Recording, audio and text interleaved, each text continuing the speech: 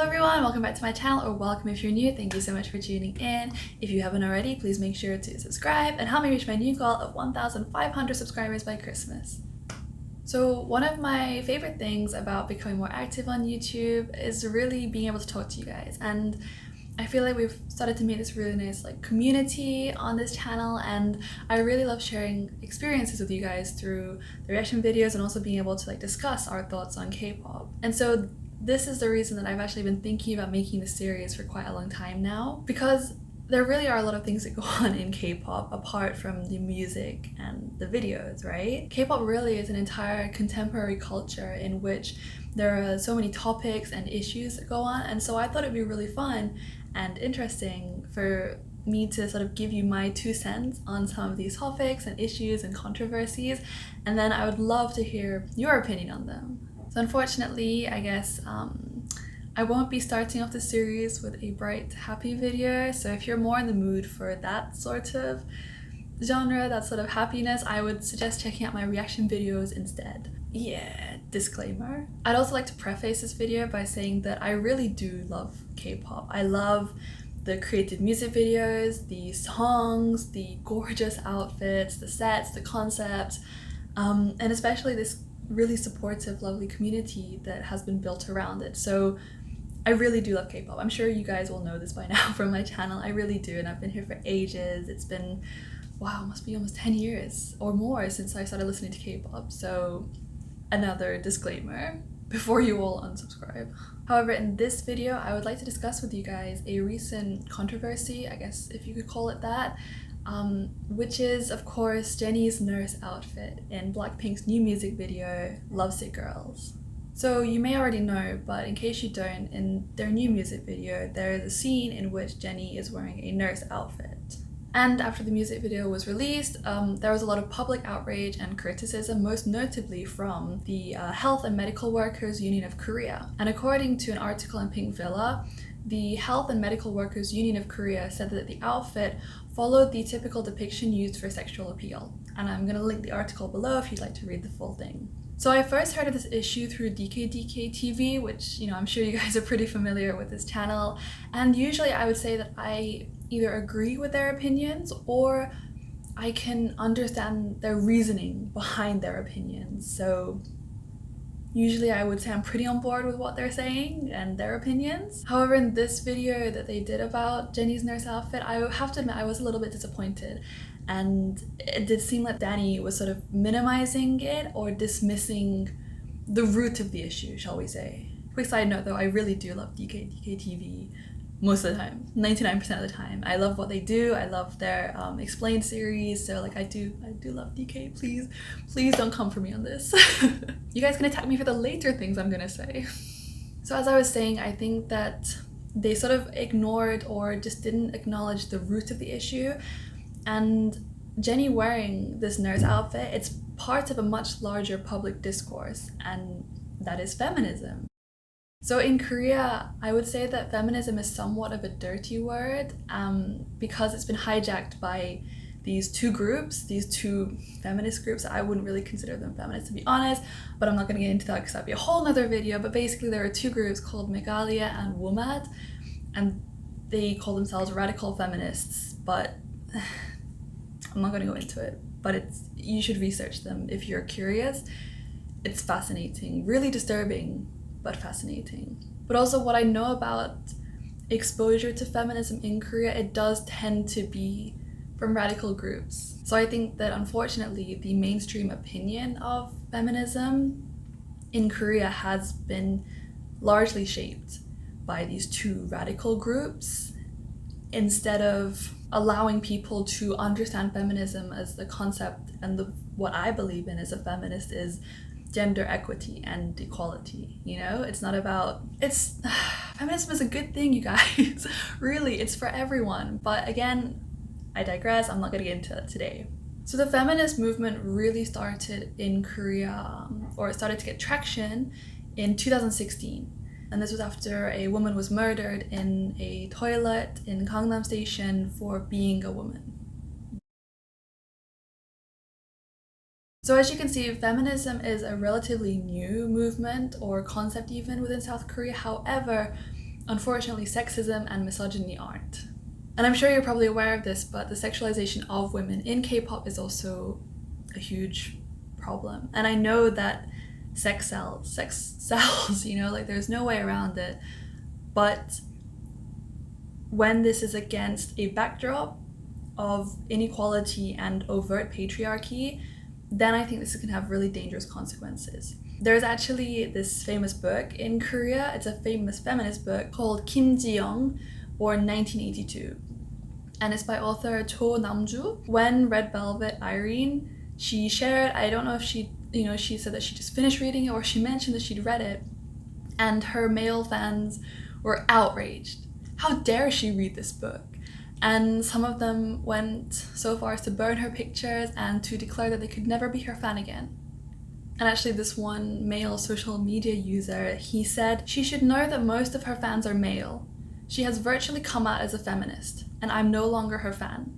Again, I will link the article in my description box so you can read the whole thing if you'd like. So you must be thinking, wow, this book must be pretty radical, it must be really offensive or, you know, crazy, right? For people to be burning her pictures and pretty much, you know, declaring that they would never be her fan again. I wouldn't exactly say that's the case. So the book itself follows Kim Ji-young as she grows up and lives a life that is unfortunately very similar to a lot of other women.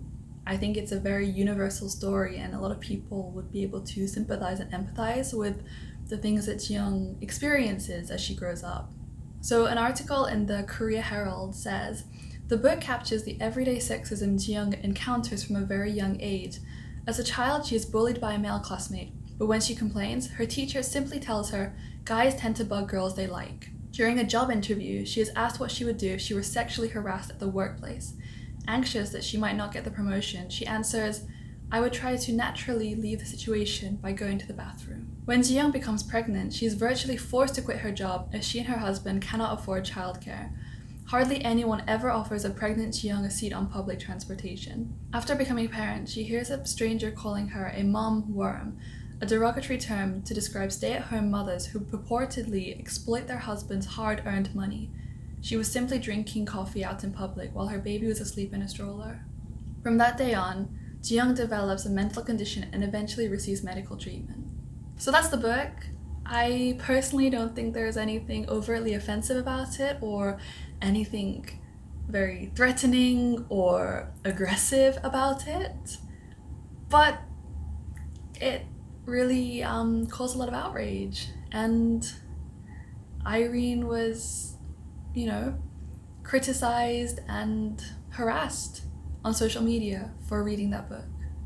So now, with a little bit more background on feminism and feminism in K-pop, let's go back to Jennie's nurse outfit. At this point, I would like to acknowledge that yes, male idols are also sexualized, but it's a different thing. And I'm not minimizing it, and I know that male idols and men in general can be and have been victims of sexualization. However, in my opinion, this overt sexualization usually has more negative and immediate consequences for women, considering that it supports this already existing narrative in which women are just objects of desire and they have no autonomy or purpose other than to exist for the consumer. Look at Irene, you know, she's not allowed to express herself or read feminist books because she's been created as this product, this ideal girl for male fans. So back to the nurse outfit. Nurses are constantly harassed because of their position and being seen as inferior or easy, which I think is terrible because nurses play such a vital and an important role in our society, caring for the ill and sickly, and yet they're often dismissed or belittled because they're not doctors or because they're not in a position of power. So to have Jennie wear a nurse outfit and feed into the sexualization of this nurse outfit and of women in general, it is offensive. And it's offensive not only to women as a whole, but in particular to female nurses and nurses, male nurses, who have suffered because of the stereotype. And especially now during this pandemic, nurses have worked so incredibly hard to save lives and to care for people. So really, I think nurses need more respect, not less. Nurses are professional healthcare workers, and yet they're constantly caricatured into sex objects. However, at this point, I would also like to make it explicitly clear that I believe that attacking Jennie for wearing the outfit is wrong. Jennie didn't choose to wear that outfit. Her stylists, an entire team of management and other staff put her in that outfit. And I also think it's important that we avoid any instances of online or offline bullying or harassment of Jennie, because as we've seen and as we should know by now, social media has the power to end lives. And I'm sure that Jennie and BLACKPINK are already under an immense amount of stress and pressure just in their everyday lives. So I think that adding to this stress and pressure would just be cruel. So YG did make a statement and they apologized, and they said that they were going to cut all of the scenes with Jennie in the nurse outfit from the music video. They also, in the apology, they asked for everyone's understanding, and they tried to explain that there was no intended connection between the nurse costume and demeaning professional healthcare workers. So this is good. I mean, I'm glad that they apologized, as they should. However, this sort of, we're sorry, we didn't know, we didn't intend this. Oh, we're so sorry, we didn't know. It's the same sort of excuse that you hear when groups or idols are accused of cultural appropriation. And to be honest, in today's day and age, with the internet at our constant disposal and a much more international community, I mean, K-pop is international now. You know, there's no denying that. It exists on an international stage.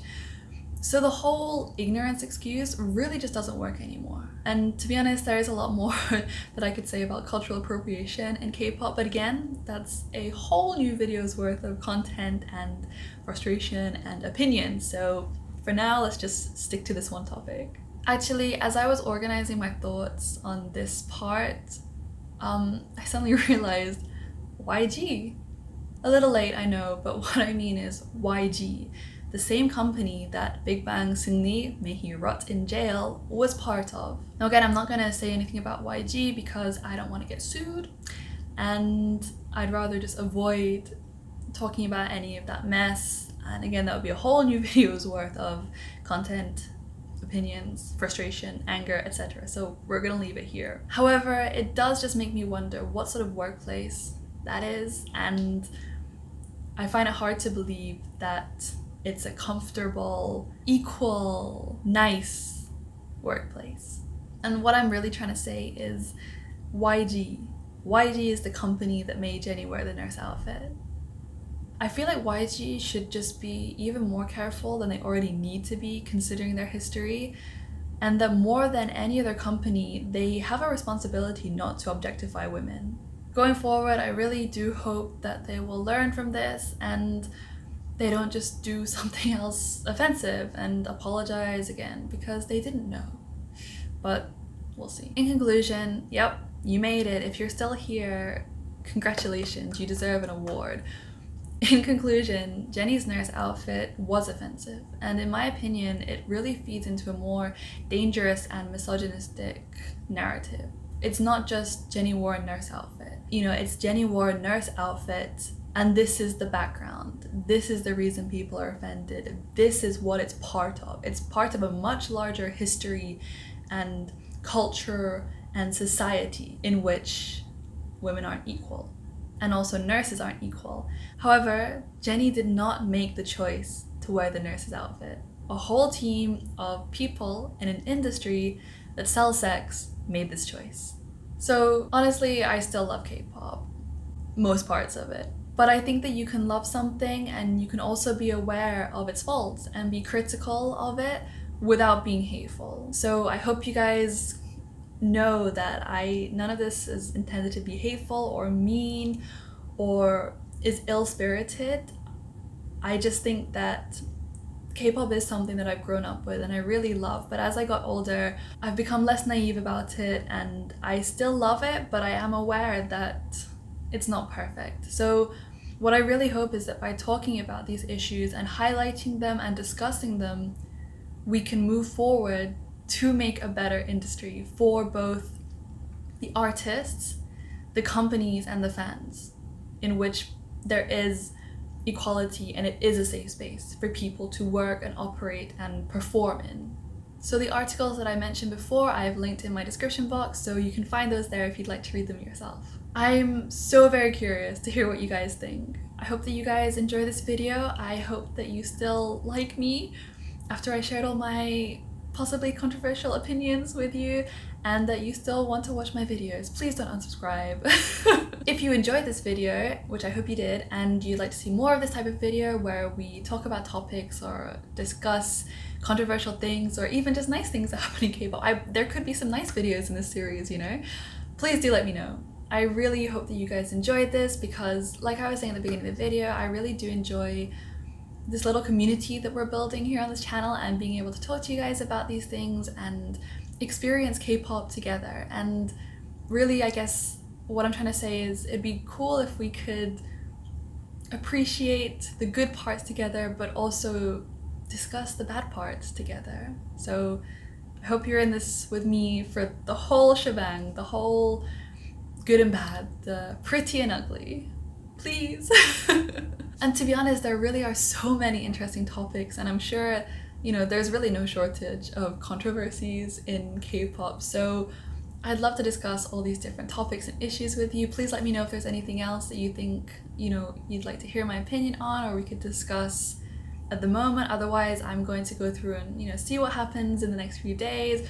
I was thinking of maybe doing like an unpopular K-pop opinions one. So if you have any unpopular opinions, or there are some that you think are interesting or would be fun to discuss, please do let me know about those. I hope you guys know this by now, but I really do love hearing from you guys, and I'm always so curious to hear your opinions and your thoughts on things. So please do take the time. If you have it, if you don't, that's fine. I'll just cry here alone. But if you do have the time, please drop me a comment. Let me know what you think about this. And you know, I'm open to hearing all sides. You know, if you agree with me, that would be great and we can discuss that more. And if you don't agree with me, let me know why. If you think I'm completely wrong, let me know. I'd love to hear and discuss this with you. I've been talking for so long, but I don't know how to finish the video at this point. Please make sure to give this video a thumbs up if you liked it, but please don't give it a thumbs down if you disliked it, because that just makes me really sad. Instead, tell me why you disliked it and why you think I'm wrong. That would be much better, much more productive. Right? Like I said at the beginning of the video, please also make sure to subscribe and help me reach my new goal of 1,500 subscribers by Christmas. Why do I feel like everyone's gonna unsubscribe from me after seeing this video? Oh well. Gotta take chances, right? As always, thank you so much for watching. Please take care, and I will hopefully see you in the next one. Bye!